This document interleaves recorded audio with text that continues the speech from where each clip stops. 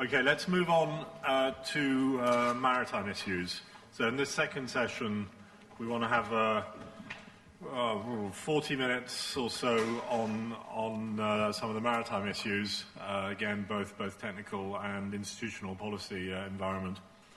Then an open session, but returning to some of the wider issues and putting the two sectors together, so discussing the two together. And then finishing with Professor Hayashi and talking about some of the more local rail and local pollution issues. Anyway, the first speaker is Per Magne Einang, who's Research Director of Marintech, which is an independent R&D and engineering, maritime engineering institute in Trondheim, Norway. He's going to talk about the potential for fuel efficiency improvements in the shipping sector. And then following that, Jasper Faber will talk a bit about the institutional environment, IMO progress, if that's the right word, in the area. Thank you. First, I will also just mention that Marintech was the responsible author of the first IMO study on greenhouse gases in 2000, and also the responsible author for the second IMO study, which is finalized these days, and will be presented at the IMO meeting in London in July. So, very much of the data and the topic I am going to present is well documented in that study, but it's not available before presented in IMO in July. Let me first start with the shipping and the CO2 issue. We have stated in this study, and I think we are quite agree about the level of contribution from shipping. It's about 3.3% of the CO2 emission if we look back to 2007 date. If you look at that again, it is 2.7. That means the ballpark is what we call the international shipping. So international shipping is covering the most of the CO2 from shipping. And if we divide it again in what we call the deep sea or ocean-going shipping, that is 2/3 of this 3.3%. And 1/3 is then for what we call coastal shipping or short sea shipping. This is the status, and I believe that is more or less agreed upon where it is. If we go a little bit back in historical data, we can see that if you look at least for a general cargo and tanker segment of the shipping, the efficiency was in 1950, 1960 around 100 gram CO2 per ton nautic miles. And that's covering more or less the efficiency of the transport. That has been improved up till today in the range of 10. That means a 90% reduction or improvement of efficiency, if you like. So it is around 10 grams CO2 per nautic mile today. So they have shown an incredible improvement also, like the aviation for the maritime side. It's of course is mainly due to the size of the ships, but anyhow, this is within range of 50 years. Shipping is, of course, if you look at the transport efficiency, the most efficient transport mode compared to the other ones like truck and train. Anyhow, we find, in fact, in some segments that trucks and train are more efficient, for instance, in the ro-ro type of transport segment. So, but in general, shipping is quite efficient, that is the statement. But there is still more to go, even though we are efficient, as I said. If you just look at the known technology that we can put into a ship today, we have seen, if you look at all these technology elements and put them together and combine them with what can be done at the same time, there's a potential of a reduction of, let's say, improvement of transport efficiency in the range of 10 to 50%, in fact, Of course, 50% in the upper range is when you are building a new ship, but even for ship in operation today, there is quite some potential for reduction of CO2. And then you have the same range if you look at the operational part. That means how you're utilizing the fleet and scheduling and so on. Same, 10 to 50%. And if you combine these two, I mean, technology part and also operational part, there is a potential of reduction of CO2 from shipping in the range of 25 to 75%, which is quite a large potential. The difference between existing operating ship and new ship is not that easy to put figures to, but at least some studies that we have done at Marine Tech, we find that it is possible to use the same means of reduction, take existing ships down to half of the transport efficiency of today. That means they can reduce transport efficiency to the half as today. So there is a huge potential even for a ship in operation. I'd like to address one point that has been mentioned frequently in this discussion so far, the fuel situation or the peak oil or fuel shortage situation. In fact, we saw that before we have this world recession, that the peak oil was more or less in the case when we have the fuel oil price of $140 per barrel, or the cost of 1 ton of bunker fuel was passing 500, which was 5 times what the shipping was used to. So we saw that tendency, in fact, before this recession. And we are quite sure that when the world trade picks up again and the demand of fuel will increase, we will see the same rise of fuel price. It has to. So to me that is quite important for, as I will come back to, we believe that the fuel price will be the dominant factor of doing any reduction of CO2 from shipping. Another issue I like to address is alternative fuels for ships. We have, especially in my organization and in Norway, been looking at natural gas as a fuel for ships. Natural gas in liquid state, that means LNG. And first of all, the reason why it is chosen is that it is possible in that case to reduce the other emission factors like sulfur, particulate matters, which is more or less eliminated by using LNG or natural gas. We can easily reduce NOx to a level of 90% of today's level, or easily meet this IMO Tier 3 level, which is coming into force in 2015-16. Another potential, which is why I put it or mention it, is that due to the low carbon content in the natural gas, it's in the range of 20-30% lower, depending on what fuel you are comparing with. There is a potential for reducing greenhouse gases in that range. Let's say at least 10-30%, depending on how you do this. So that is, in fact, a quite interesting fuel, at least for what we call the short sea shipping, where distribution and the logistic part of the LNG distribution is possible in practice to be done. And in fact, in Norway we already have close to 20 ships in operation and some 10 more under construction. Also commercial freight ships. So this is quite an interesting option. And you can also add that to the question of renewable fuel, because the easiest component you can make from renewable fuels is methane. And methane is the main part of LNG. In fact, is more than 95% typically in the LNG. So you can easily make a liquefied methane, which is then renewable. The last point I will touch upon is the cost.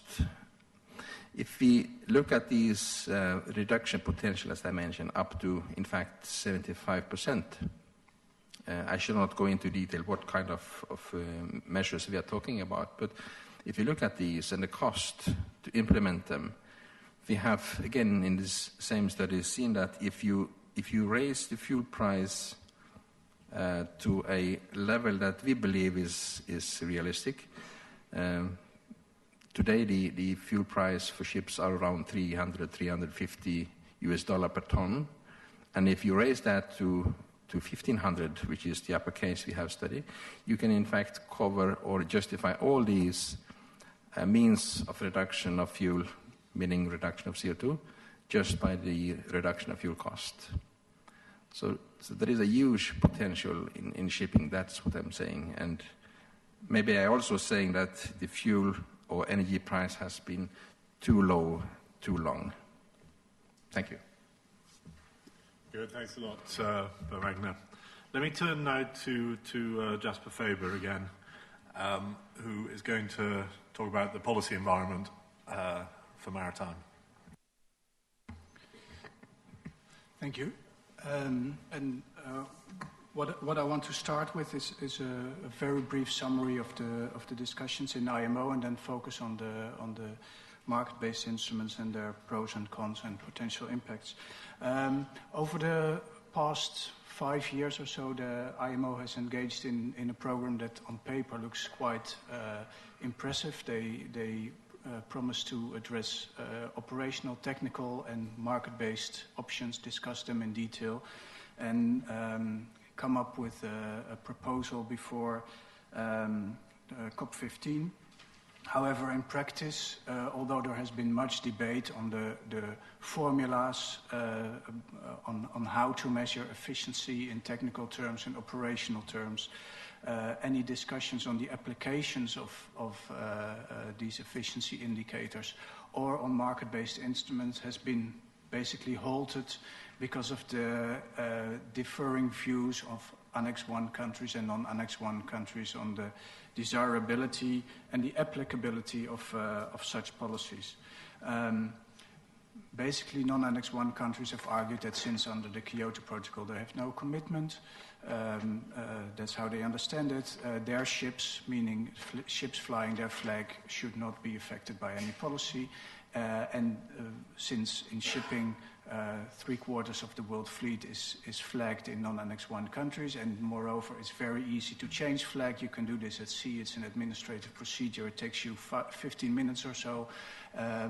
It would make no sense just to have policy instruments based on Annex 1 ships, because it would mean a massive flagging out of ships. So this debate has not much progressed in the forum where it should have been progressed, I think. However, in the debate, 2 market-based instruments have been brought forward. One, the fuel levy; one, an emission trading scheme for maritime transport linked to other emission trading schemes. I think Per in his presentation has already mentioned them, and also mentioned their main advantages and disadvantages. One thing I haven't heard yet in the debate is although we have discussed peak oil, we have not really discussed the impact of ambitious climate policies on oil price. Because if the world really gets serious and starts reducing emissions significantly, this will reduce demand for oil considerably and actually lower the fuel price. If you then add to that much lower fuel price a small levy, it will not change much relative to the current situation.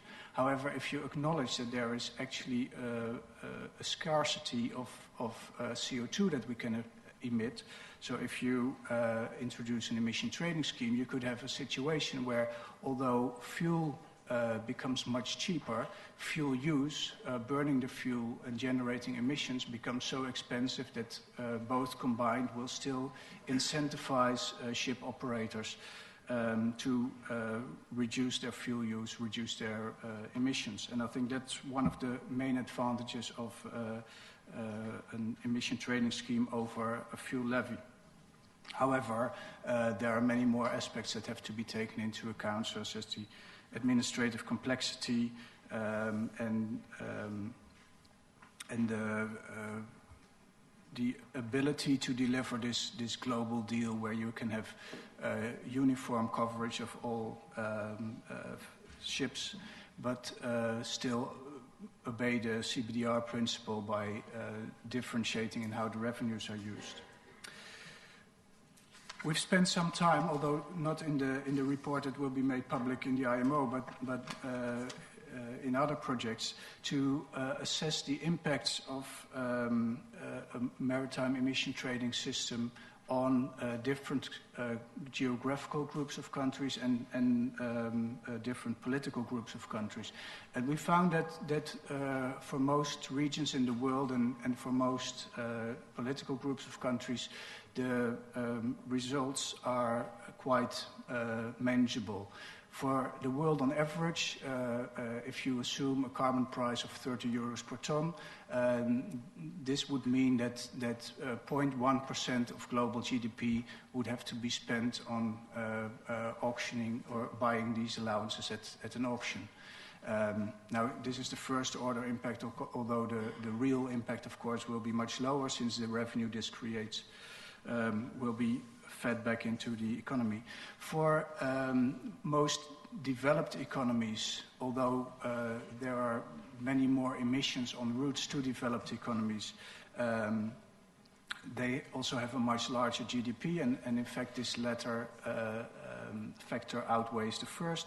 So the impact for most developed economies is even less than this 0.1%. For most developing economies, the impact is 0.2, 0.25% of their GDP. However, there is one exception, and that are the small island and developing states. These are often remote, small economies, much dependent on maritime transport and I think also on aviation. And for these economies, the cost of their maritime imports would increase by about 1% of their GDP. This is still not very much, but I think to these countries which typically have a low GDP per capita, it's a significant sum of money. The good news is, however, that if you would take out of an emission trading scheme any routes to these countries, like Jos has also suggested for aviation, you would only take out perhaps 5 or 7% of total emissions. So it's manageable from the environmental point of view, but it would be much more fair and in line with the CBDR principle.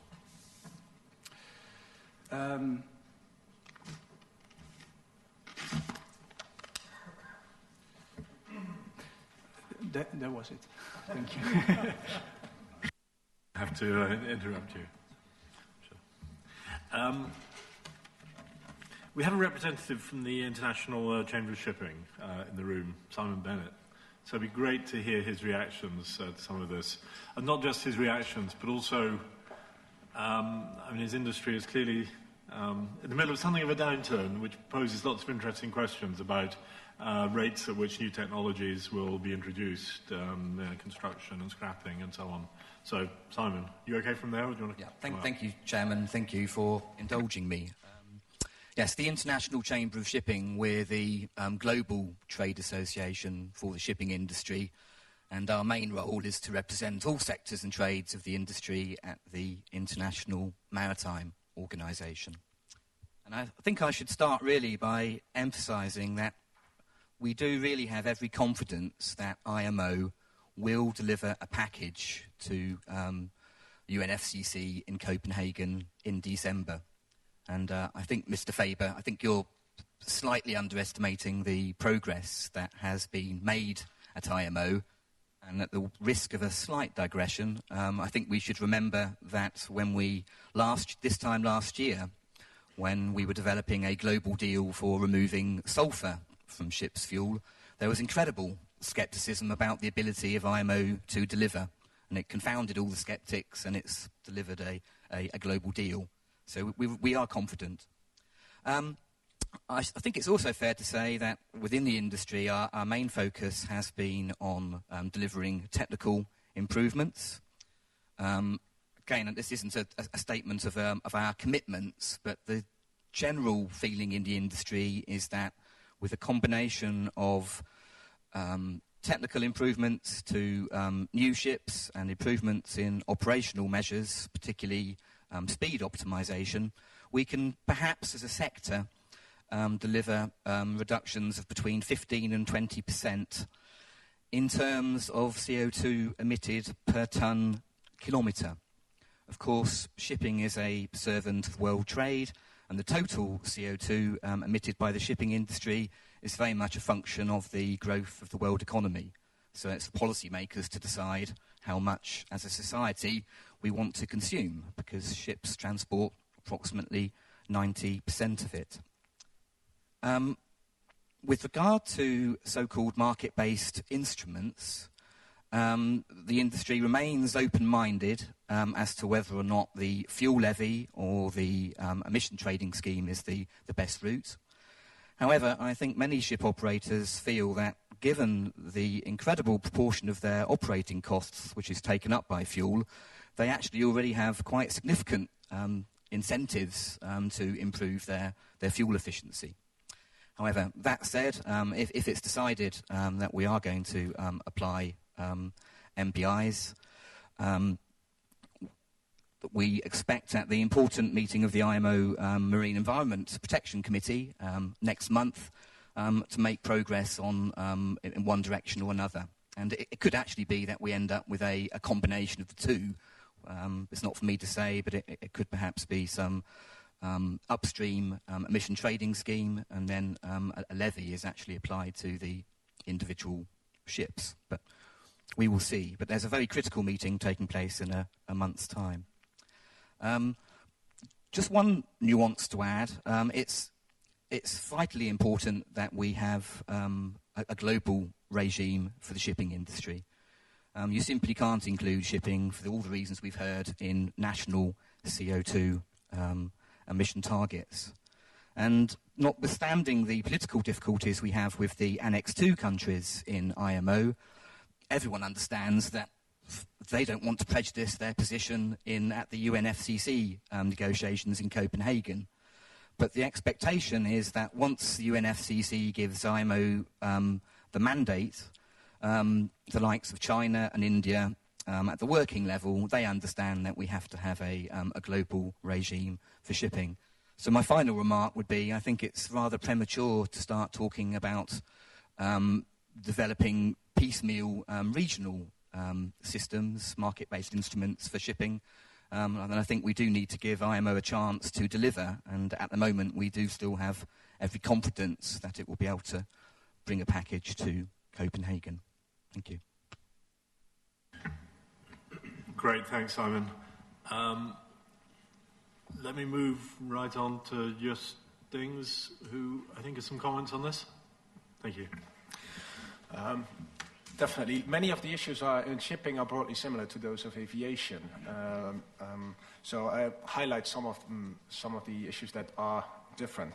First, I would like to also come back to the peak oil issue. I don't think we have to... the problem is that in 50 years' time, we don't have any oil anymore. I mean, there's so many ways to make the stuff. The problem is the most viable ones are extremely damaging to the environment. We're seeing the tar sands, we're seeing even coal to liquid, seeing a revival of that. So we will have oil, but it will be even worse than today. And that is, I think, the real challenge that we are seeing in terms of peak oil. Now, on IMO, the good thing to say about it is that IMO has not spent its time ruling out options like ICAO. It has actually done some useful technical work in developing technical metrics to at least measure CO2. But as said, the application of those metrics to turn them into something meaningful and mandatory is a big problem. At the last IMO meeting, even a country like France explicitly ruled out the design index to become mandatorily applicable. So, in this case, it's clear that the EU also still has some work to do. Nevertheless, the Commission seems to be determined to act and to propose a regional scheme if Copenhagen does not deliver. That's abundantly clear. The European Parliament has also adopted countless resolutions that should happen. So 2 of the 3 institutions are entirely convinced that this should happen. So it's very likely that if the global deal fails, that we will see a similar situation as in aviation. For better or worse, I do think the aviation emissions trading system is a push to arrive faster at a global system. But again, the big problem in Copenhagen is again that the rich countries do need to recognize that they cannot have all of the revenues, that they need to transfer some part of it to the poor world for mitigation, for adaptation measures, and the poor countries should recognize that they should step in and play also a role in emissions mitigation. That's what this whole debate is about, and if Copenhagen cannot resolve this, then we are set for a piecemeal approach, I'm afraid. Thank you. Great, thanks a lot. Jasper, do you want to come in with a quick? Sorry, could I add 1 minute? Okay, yes to both of you. In a moment, I want to bring in the voice of the a representative from the UNFCCC to give a bit of an overview of both sectors together, and then open up for questions, mainly maritime, but 2 other quick things on maritime before asking for UNFCCC position. Maybe very impolitely then. Thank you for allowing me another 20 seconds. But the issue of speed is paramount in shipping. What we have been seeing in the past is that all the technological innovation has been eaten up by ever quicker and more powerful ships. And if that trend can be reversed, then indeed reductions like the 75% mentioned earlier in the introduction are indeed within reach. So, policy instruments should address that, and technical standards can be one way to achieve that. I want to add a short comment to Jos's remark that 2 of the 3 European institutions are opting for a regional scheme should the IMO fail. Of course, clearly a global solution is much better than a regional scheme. It's in fact 3 of the 3 institutions, because it's in the climate and energy package, in the preambles, it's clearly stated that if the IMO hasn't delivered something by the end of 2010, the EU will act on its own.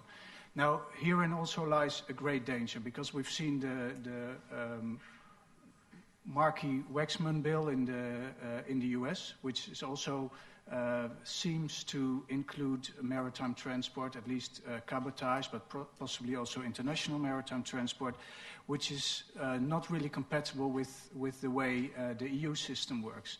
And this, you could think of a situation where you have different global schemes, different regional schemes, and it wouldn't be so bad. But if they are incompatible by nature, that would be really the worst situation of all.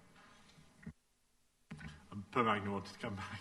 No, just a clarification of the peak oil problem. My point was that I agree, there will be oil also if you look in the future, but at a much, much higher price. And it is this higher price which is going to affect the CO2 emissions. That was my point. Thank you. Okay, at this point I would like to bring in Mr. Harold Diaz-Bone, who's senior civil servant with the Secretariat of the UNFCCC. I was trying to stop myself a moment ago from speaking for and on behalf of the UNFCCC, because he will not be doing that, but nevertheless he will be sharing some opinions and some views on but from that perspective, on both the maritime and aviation sectors, I think. So Harold, and then I'll open it up. Thank you, Mr. Chair, and I'm really delighted to have this opportunity to speak here and to join this panel. I'm quite impressed by the level of expertise that the organizers of this event have managed to assemble and to bring here. So I'm really deeply impressed also, particularly about the studies and the level of detail that we got on both sectors, aviation and shipping, but also on instruments and ways how to implement them, making them compatible to existing structures. As you know, the Executive Secretary of the UNFCCC has delivered a speech to last year's ITF on transport and climate change, and it was only last year that he, in his speech to the plenary of the ITF, mentioned that transport was seen as a sleeping giant when it comes to climate change. The reason is very simple. If you look into the sheer number of emissions, or the share of total emissions, that's 20 to 25% of global CO2 emissions, depending on how you count it. And even worse, if you look into the trends, into the steep growth trends that this sector has and shows over the years, this is a clear indication that it's a giant, first of all, and secondly, that's a sleeping giant, because everybody else is on a declining trend, on a reduction trend, whereas transport was still on an increase in emissions. And therefore, this kind of diagnosis, this is a sleeping giant, let's wake him up, was one of the main messages that he delivered in May last year. There was a second conference of G8 ministers of transport earlier this year in Tokyo, where again my executive secretary raised this concern that the transport sector might be behind everybody else and might be late in hearing the bell ringing and taking the appropriate action to join other sectors in fostering this global threat and this challenge of climate change. But now, when I come here to this meeting today, I was quite surprised to see the level of common sense among representatives from academia and also from business and industries of the sector needs to act. The sector needs to take action, be it international aviation, be it international shipping, or be it just normal transport. I think you also referred to road transport earlier today.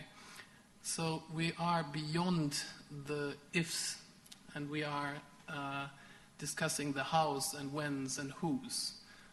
And that is, to me, a major step forward. That's a real clear signal to me that this sector finally got a wake-up call and has indeed maybe started to act. We all know this happens to us every morning, that when we wake up, we are a little bit sleepy though. So it's not that you are getting up and immediately arrive at 100 speed of everything, your muscles and your brain. It's not like that. We are a bit sleepy when we wake up. So the question is, now that we agree on the principle, we have to act as the transport sector. The quantity and the urgency of the problem is, to me, the second question. Does the transport sector really understand the urgency? And we've heard my colleague from UNCTAD talking earlier today about the projections. IEA presented two scenarios, 450 and 550 ppm CO2 scenarios, saying that industrialized countries need to reduce dramatically their emissions by 2020 in the order of magnitude of 25 to 40%. I repeat, reduce, not increase, because again, transport sector is about to increase about the same magnitude its emissions by that time compared to the baseline. So the urgency remains, to me, the problem, and the question is, how can we get this no longer sleeping, but still sleepy giant? How can we accelerate that giant towards being on the same pace and the same slope of emission reductions as everybody else?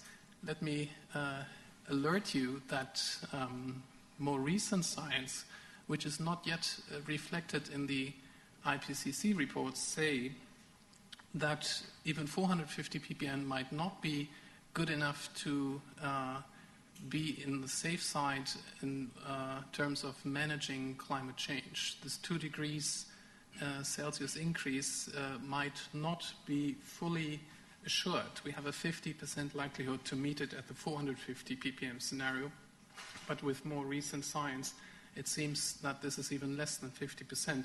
And that means that a lot of serious and senior scientists now raised the issue of shouldn't we ask for 350 ppm CO2 in order to arrive at a 2 degrees Celsius path. And with that, the overall need, the urgency to even further reduce emissions to all sectors increase even more. So what I'm saying is this sleeping giant might have heard the bell ringing. It might be still sleepy, so we need to wake him up completely. We need to accelerate that. But at the same time, everybody else gets a second signal that we are still too slow and that we have to maybe further accelerate, all in order to arrive at a safe climate change regime that can manage the change of our climate system. Let me stop here. Fantastic. Thank you very much. Let me open it up to the floor again. If I can ask people to have, I mean, in this session, in this open session, I want to take both questions on maritime in particular, but also more generally, leftover questions from the earlier session, or more general issues about what the sector as a whole should be doing.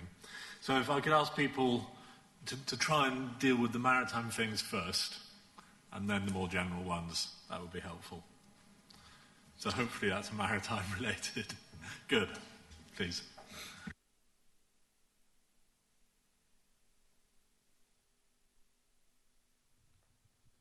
Thank you, Mr. Chair. And you're doing a very good job there, keeping people in check. Still, on the maritime side, I had briefly mentioned earlier that we'd done a big intergovernmental expert meeting on maritime transport and climate change. And interested delegates here may well want to have a look at the presentations and at the outcome of this. Picking up from what Mr. Diaz-Bone just said, I think it's very, very important in terms of wake-up call to draw from something which came out of this meeting. As Simon Bennett had earlier said, maritime transport carries 90% in terms of volume of global trade. So global trade as we know it can't do without maritime transport. And what so far is much too little in people's minds is the impact of climate change on maritime transport. By which I mean the fact that ports, when we're talking about temperature rise, it's not just that it gets hotter. There are lots of climatic impacts which affect transport infrastructure gravely. We heard a lot about this at our meeting. And something which is quite obvious, isn't really up front in people's minds, namely that if ports are affected by climate change, including ports in developing countries, of course, to and from which trade goes, there is no transportation as we know it, and the industry, long-term sustainability of the industry is very much in danger. So in terms of contributing to helping to contain dangerous climate change, that is certainly should be a very serious motivating aspect. Leading on from that, of course, it also brings up the question of financing. There is loads of money needed for study of impacts and adaptation action in the field of maritime transport. Ports being nodes in the supply chains and ships going from port to port and then on to hinterland traffic. So the industry, for instance, in deciding on which type of regime it may wish to adopt, may also have to take into, or should also take into account, how can you best generate money to reinvest within the industry for the purposes of studying impacts and taking effective adaptation policy. And just as a final point there, of course, for developing countries, this is particularly important, but try to bear in mind that the developing countries are as much a part of the globalized economy in terms of trading partners as everybody else. So this is in everybody's interest to help in this field, in the sectoral field, in terms of impacts and adaptation. Thank you.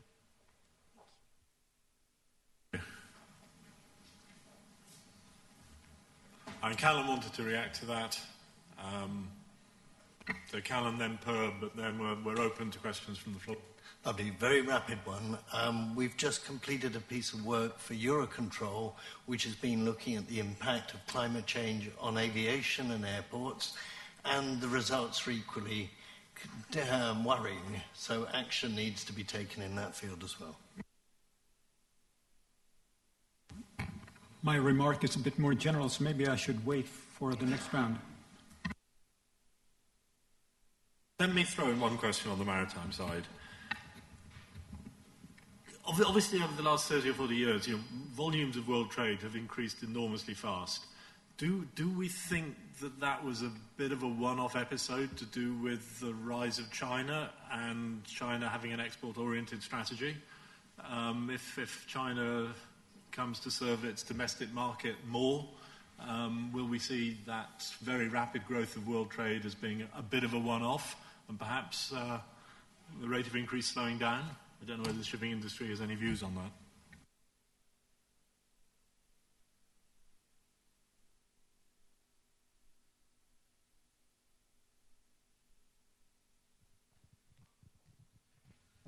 Thank you. No, the short answer is that, assuming we get over the current economic contraction, shipping is going to increase relentlessly.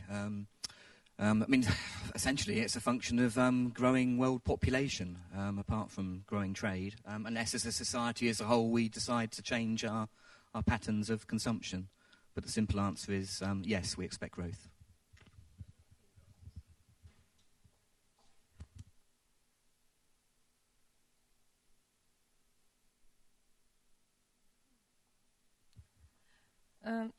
I would like to pose a question concerning the maritime sector shipping. As you say, plane you can use 30 years. But how many years you can use one ship? Is it there a chance that we can, in poor countries or Eastern European countries, for example, they have been using ships so old that we pollute, and for international transport, they really pollute international waters. Is there a chance that we can get rid from the old ships and say, okay, more than 10 years from now on, we have to have obligation on that? Yeah, and how that might interact with standards, voluntary or otherwise, that will be put in place on new ships but not existing ships. I mean, Per, do you want to react to that? Yeah, I agree on your problem that you raise. You saw that when we have this incredible, let's say, activity that the ship age was just prolonged. That was longer than you should expect. I have some figures on the average age of ships. I cannot remember exactly from my head, but there's no problem to operate a ship for 50 or 60 years if you look at the technology of you can just engine, put another engine, the hull can still work. But we like to do the same. I mean to replace old ships by new ships by doing or using this different kind of financing of scrapping, and scrapping is now coming up to be a big issue. And I think now we have a time in this recession period that we can in fact get rid of some of the old ships. And if you look at the new contraction, I mean new ordering of ships, there are more ships in order than there is market for. So I think we now have a good chance to replace most or many of the old ships. Maybe I can remind the audience that there has been quite a history of quite bold action on excluding certain ships, the double-hull tankers, for example. Oil spills are a big problem. I would argue climate change is also a big problem. So, you shouldn't exclude these kind of, measures that might seem drastic. I mean, we have taken them in the past, and why not repeat some of them? Could you just, I mean, I'm not a maritime expert, can you just fill me in on how that regulation got put into place and what the sort of international... Well, there were a couple of oil spills which led to the European Union adopting subsequently stringent regulations on double-hull tankers. And following from that, IMO basically adopted similar kind of rules. EU started to ban them, and now, oil tankers need to be double-hull. Okay, so regionally led and then IMO picking it up. Yeah. Thank you. Thank you. Felix Leinemann from the European Commission. My question comes right after this. I haven't seen, like in the aviation part, let's say, a resistance from the industry against a regional approach. And couldn't the example of the double hull ban be, because the effects would be different. In aviation, you have the alternative to go somewhere else if you can't pass through a European country. In shipping, if you want to trade with Europe, you have to go through to Europe and to European ports. So there could be regional measures would have an effect. The question is how you put that, and that would be a question to the experts, how you avoid that you have incompatible approaches in different zones. But maybe a question back to the industry, would you be totally opposed, or is it just that you have a clear preference for an international approach, which is also a clear preference of the European Commission, but with all the doubts that we have currently about IMO? Thank you. Would somebody like to take that? Jasper? Let's take an answer to that particular question. Jasper? I can say something about I actually think that the problem of evasion by bypassing European ports could be larger than in aviation, because in aviation this route that Andy showed from one non-EU country to another non-EU country, if you look at statistics of aviation users, I think it's about 4% of the people using European airports that actually come from this one non-EU country and go to the other non-EU country. So there's 4% of people that could make a different choice. In aviation, depending on how you implement the scheme, you could have offloading in North African ports. You could have starting a new route, transshipment in North African ports.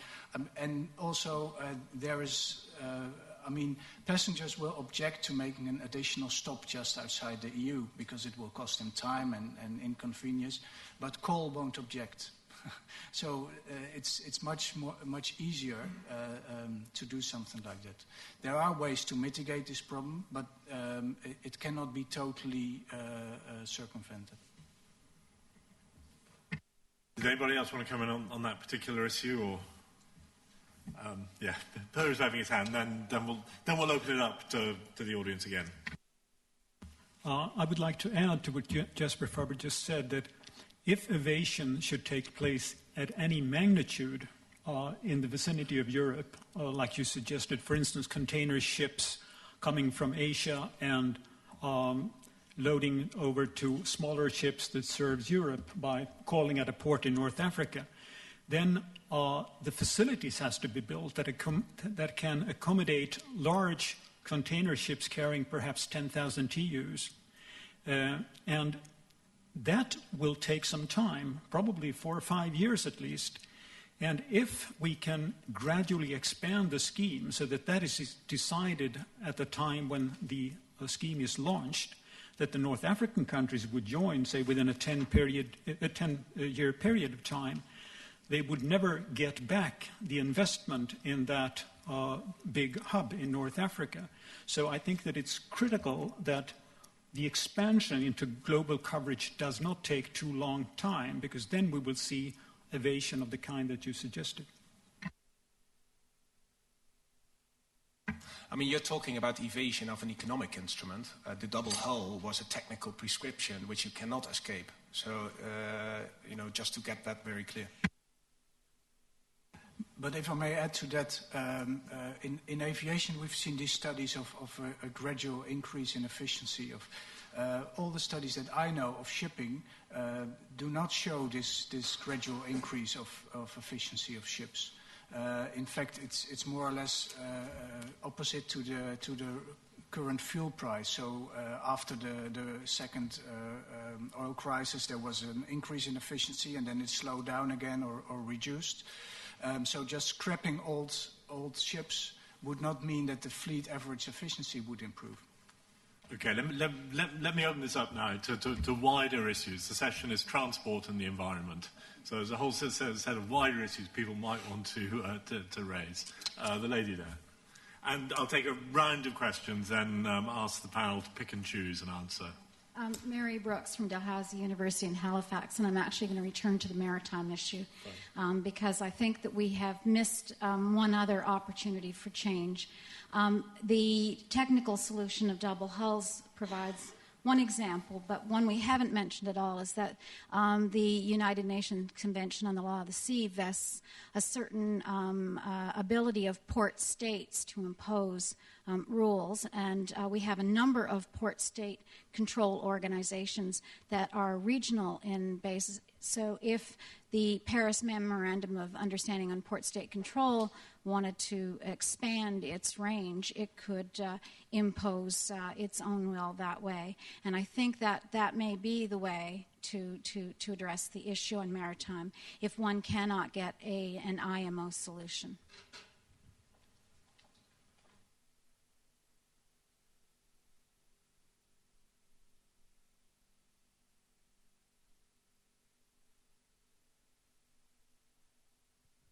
Sorry, just to pick up on the last point. Of course, port state control will play a part in the enforcement of any regime we adopt. But the whole point about port state control is that it enforces the global, internationally agreed standards, not regional standards.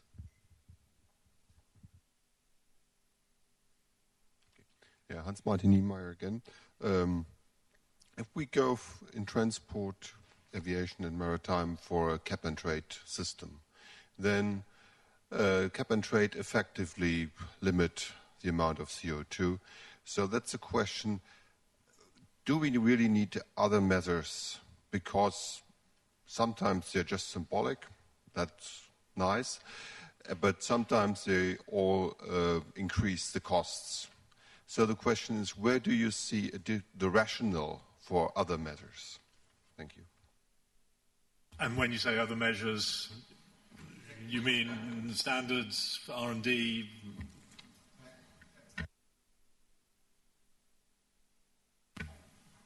Okay, that's a good big question for the panel.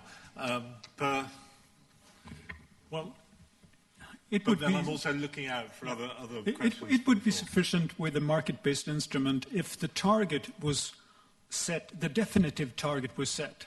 But we are working to reach intermediate targets, which will be followed by much more stringent future targets. And in order to be able to reach those future targets, we need technological development. And given the long expected life of sea vessels and aircraft, I think that technological standards is a good supplement to market-based instruments to prepare for the future. If I may, we have to be very careful with technical standards. They look fine, and maybe they are one part of the solution, but they could be also detrimental.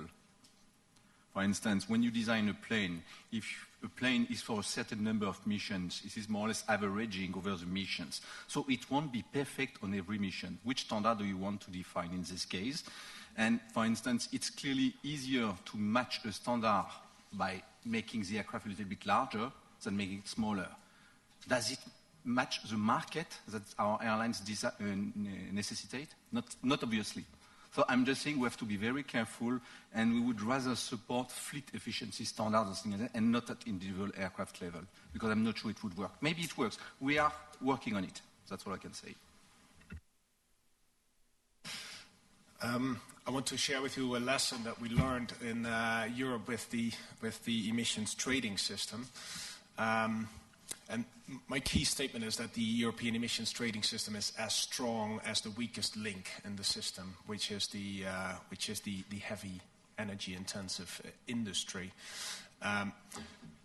Standard economics says, you lower the cap, prices go up, and the sector sorts out where to take emissions. Well, that ignores the fact that you're talking about a regional system. If you lower the cap, then the most vulnerable sectors in that system will say, okay, we're going to relocate, aluminium, steel, whatever. Politicians listen to that, and the system gets emasculated, basically, either through, again, increasing the cap or opening it up to CDMs or whatever. So, the ETS, by its very nature, getting lots of sectors into one system is a recipe for making it as ambitious as the most vulnerable sector can bear. So sectors that are less vulnerable for this so-called carbon leakage should definitely face additional policy instruments if we want to get an effective but also a cost-effective overall outcome. A challenging statement that some people may want to react to.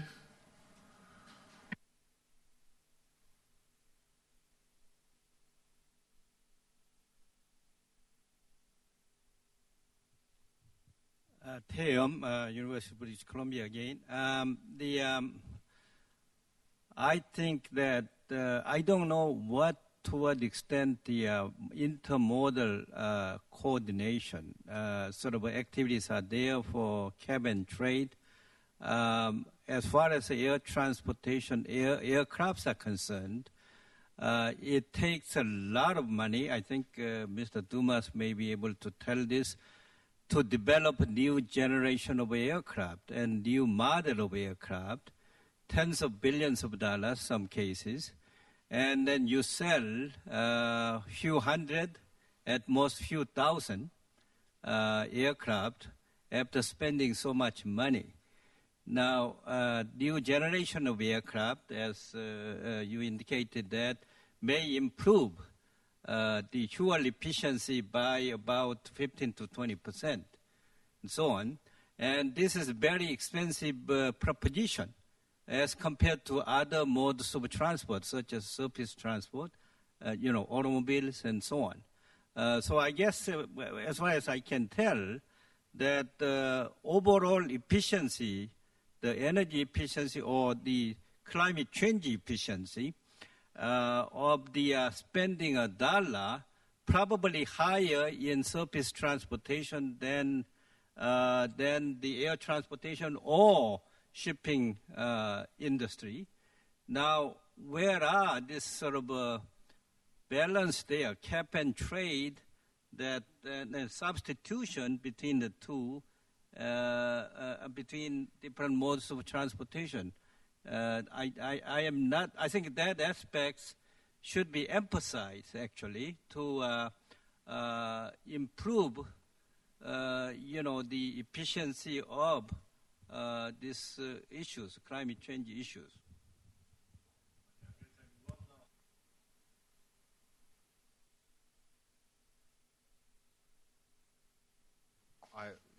The question is if the highly intensive energy industries move out of Europe, do you really think that these other measures you think of have any real effect?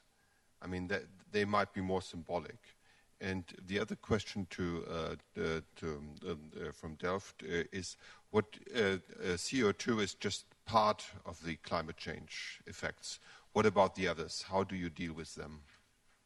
Thank you. Okay, I'd like now to turn back to the panel and ask them. We have for 5 minutes or so to give any reactions they've had to what they've heard from other panelists from the floor over the course of the whole morning. We will then discuss fairly briefly with Professor Hayashi some of the within-country economic geography, globalisation, transport issues that are fundamentally important and we have marginalised a little bit. But I think I'm going to do it this way. So if we could have 5 minutes reactions from the panel and then turn to Professor Hayashi for the last 15 minutes.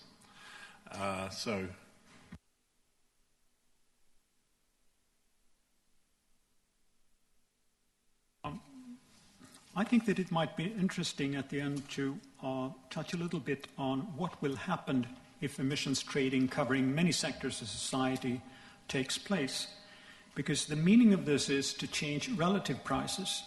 And the response to emissions trading is that reductions in emissions will take place in sectors where it is cheap and where substitutes are available. That leads me to think that the very limited resource base for biofuels will mainly be used in the power and heat sector, where they can also replace fossil fuels much more efficiently, at least twice the effect of trying to use the same amount of primary energy in the transport sector. And that has something to do with peak oil that several speakers have touched upon, because peak oil and peak demand for petroleum products will not occur in the same year in the transport sector. Peak oil will come a lot sooner than peak demand for oil in transportation. And the reason for this is that on a global level, only about 55% of crude oil is used for transportation, while in some of the industrialized countries we are above 80%.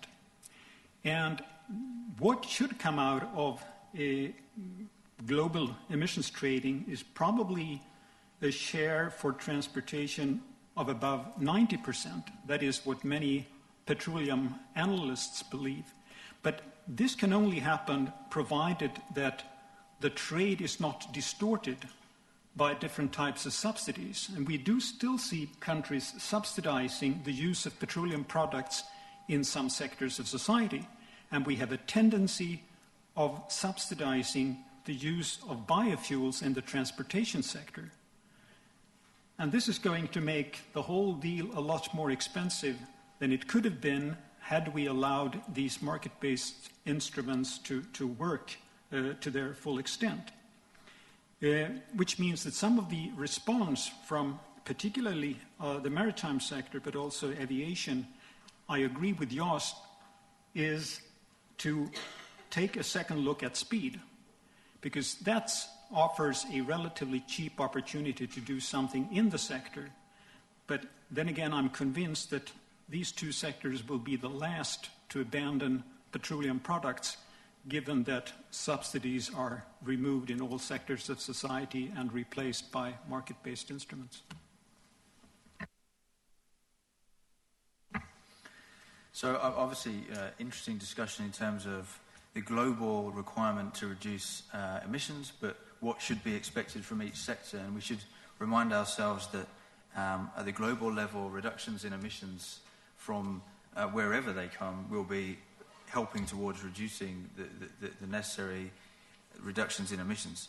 And you know what this could mean is that if you have higher marginal abatement costs in the aviation sector or perhaps the maritime sector than in another sector, it's more cost effective and it's more helpful in terms of making rapid emissions reductions to seek the lowest cost emissions reductions globally. And that's one of the real benefits of having a trading system and an emissions trading process. So talking about the standards, you know, you can apply standards to a sector like aviation, and it could cost society a huge amount of money to achieve those standards, but it may not result in the same amount of emissions reductions that you could have got for the same money. That would be a mistake, because for the climate we would be reducing emissions at a slower rate than we could have done. So I think that's one of the things we should always keep in mind about this. And it may mean that a sector like aviation will need to take a higher proportion of the share of emissions in the future. So that's something that we might have to understand and expect in terms of doing this in the most cost-effective way.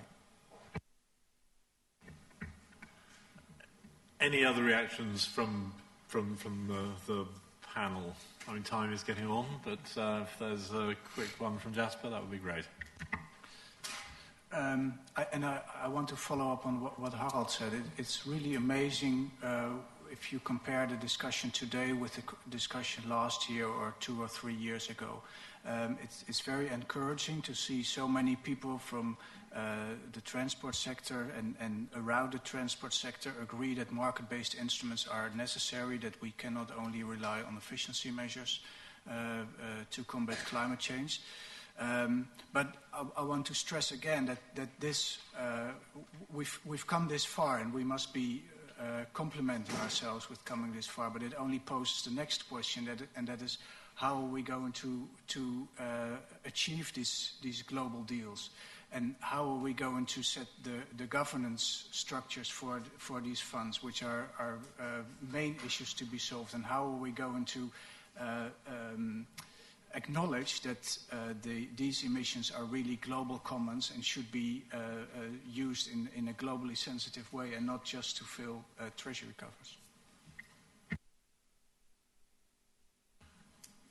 Okay, on that note, let me turn to Professor Hayashi, who's been enormously patient, and I thank him for that.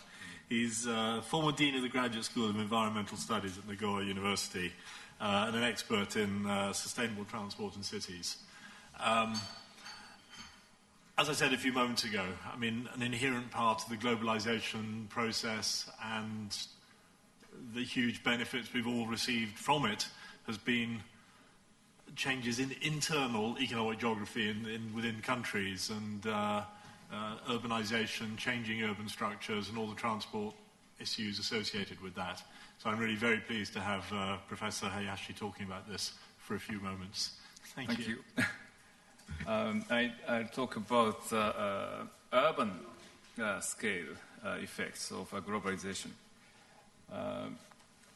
Land use transport system is a comprehensive infrastructure to support or accept globalization. Just for illustrations, for example, for developing countries, population growth will come, but in many cases in developing countries, they are not very good in utilizing railways. Then what happens is many passenger transport will occupy road systems. Then no space for freight movement. And that means no chance for manufacturing industries to enjoy their merits of lower labor cost. Then that is just a turning point, whether globalization will become a good thing or bad for the country. This curve is means horizontal is per capita income, GDP, and vertical is vehicle ownership.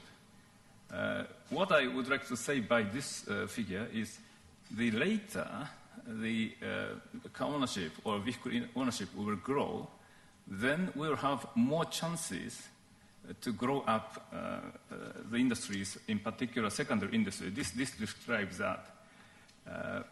Particularly, I will show you later the case of Thailand. Thailand, car ownership is very high already. So I am afraid they have lost, in reality, the chance to grow up secondary industry. Okay. This chance is still living. Also for a developed country like Nagoya, this is my metropolis, which has Toyota, for example, typically. This is a motorway network, and the orange part is a newly developed in the past 5 years. And we did not expect to have more industrial locations, because industries, secondary industries, are the past industries for Japan, I thought. But I was rather wrong. So even in this stage, if we have secondary industries with new added values, then we have many locations at the crossing of new ring road with arterial motorways. So that should be happening in developing countries. This is an illustration of the whole figure. The red part, upper, means economic growth or globalization. Whether we can enjoy this or not is dependent upon the mechanism in the middle part, purple part. One side, income growth will encourage motorization and car ownership growth. On the other hand, more spatially, physical phenomena, urbanization and urban sprawl. And that will bring about road congestion, and that may disturb access to airport or port. To avoid those, green one, the top one is investment. Okay, investment. By investment, we can supply enough road or rail or airport or port, and then finally we'll find out the results. Mobility will become better or more divide, or more economic growth or bottleneck rather, and then climate change. I will show you a very typical example. This I found in 1993 in Bangkok Post newspaper. This boy is waiting for a bus at 4:30 a.m. His school will start at the city center at 8:30. And so 4 hours it takes. This is only 15 kilometers away from the city center. And the city center is like this. I stayed in that hotel, the behind, and this is only 300 meters, but it took 3 hours. And about 10% of commuters spent more than 8 hours a day for commuting. That is one of the extremes. So this blocks the urban road system, and then give less and less chances to grow in secondary industries, and because they are neglecting very much railways. They were, I should say. This is a ownership growth curve, a trend. Tokyo saturated first, and Nagoya the next. Okay, this does not mean Nagoya was richer.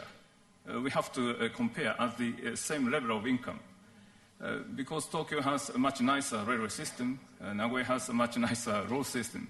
That's all. And the point is comparing Seoul and Bangkok and Beijing and Bangalore. So the latecomers in modern industrial society, I mean, China is not latecomers in whole history, of course, but in modern society. When we will turn this curve, early or later, will be deciding their life. And this is car ownership versus congestion level, the vertical. Every city coming down, but Bangkok was already near the hill, okay? Like this. At the end, comparing 4 metropolises, Greater London, Tokyo, Nagoya, and Bangkok, Nagoya's speed of urban road transport was highest at 20 kilometers per hour, and Bangkok was 10 kilometers. And then energy efficiency is purple one.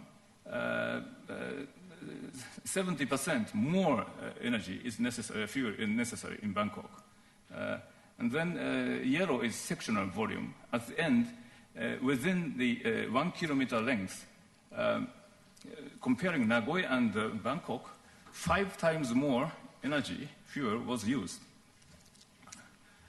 And this shows China, India is now following the developed countries. And then, this is an expansion of urban areas in the past 100 years. Bangkok, you can see after 70s or 60s, very rapid increase. Now this shows Tokyo. Tokyo has peninsulas. This is population density, because Tokyo can transport very efficiently the suburban commuters. although Tokyo failed in land use control, we wanted to follow London, a Greenbelt policy, but we failed. Okay, finally, I should say this, I'm minding this very much. Population pyramid shape. The red one is Germany. Germany was very much a triangle 100 years ago, but now rather fat. Okay? Japan, 50 years ago, very much triangle, now fat. Okay? China was very slim and now fat. And Korea. And 50 years later, who will be more unstable? Not Germany, rather Japan or Korea. Korea's birth rate is now 1.1 or something like that. Okay? This is a description. This is a horizontal is a per capita income (GDP). The right-hand side are gradually diminishing developed countries, but look at the left-hand side, developing Asian countries coming down, and most of the Asian countries are bungee jumping, okay, direct to the bottom. And it's not always Asia, but also transition economy countries, left-hand side, are not really bungee jumping, but dropping very fast.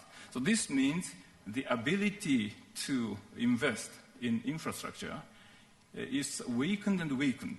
So this is really the time to improve the land use transport system to support properly the globalization. Thank you very much. Great, thank you. That's very, very interesting and very salutary reminders. I mean, obviously the world is urbanizing at a faster rate now than it ever has. While I believe we've just passed the point where a majority of the world's population is now living in urban areas, but the rate of change is enormously rapid in China and in Africa, and certainly will be even more so in Africa soon. And, you know, we think about long-lived equipment in aeroplanes and ships and things, but urban structures last for centuries, and we're going to get them wrong. So it's certainly an area that merits a great deal more thinking. The urban structures, urban design, transport use, and obviously the climate implications from that. Okay, I'm not going to attempt to sum up. You'll be pleased to hear. But let me just say I'm delighted to have got a sense of, in someone's words, the sector's waking up to the urgency, the real urgency of the climate change imperative here. The sector's recognising the need for a rigorous policy environment, rigorous policy regime in which they're going to operate, probably a market-based regime of some sort. So both those messages are things I got from the session. Obviously, it's really important, though, that the sorts of discussions we've been having today and that I hope will continue over the next couple of days do feed very urgently indeed into the progress, the process that is going on this year and into the Copenhagen meetings. So I really hope that the discussion here and over the next couple of days will feed into that. And it's important because of transport, it's important, but it also has a bigger importance because of the potential auction rents, the potential pot of funds here that can be used to facilitate bringing developing countries into the Copenhagen process and getting a good outcome. So there's a potential upside here, and I hope that these discussions will have supported that. But let me end just by thanking the panel and the expertise they brought to bear on this. So thank you very much.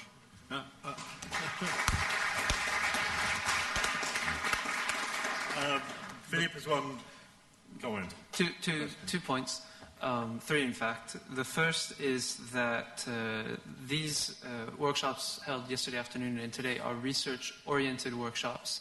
I want to make sure that you know that this afternoon at 2 o'clock in the same room, there is a meeting that's sponsored both by the International Chamber of Shipping and the IMO, and there they'll be discussing specifically global regulation for global industry. So I encourage you to come hear specifically from both the industry and the regulators at the international level. And if there are questions or issues that you wish to raise directly, then this would be the time to do that. That's this afternoon. And then tomorrow morning, you are aware that these are pre-events. The official forum opening takes place tomorrow morning. We'll have ministers, full ministers, and delegations present. And the first panel session in the morning will be on the theme of transport in the downturn, with a focus in the second half on the social and environmental impacts. And you'll see in your program there are a number of speakers, and some of the issues that we discussed here will be raised, and I'm certain they'll be raised because the man sitting at my left, Professor Venables, will be the rapporteur for that session. And so he'll be bringing some of the insights that we've developed today, some of the insights that will be developed this afternoon to that meeting. And finally, I'd like to thank, on behalf of all the speakers, the participants, and the Secretariat, Professor Venables, for your excellent chairing. We arrived on time, which is something that in transport circles is very important. And so we've stuck to our schedule, and mainly because of your excellent chairing. Thank you very much.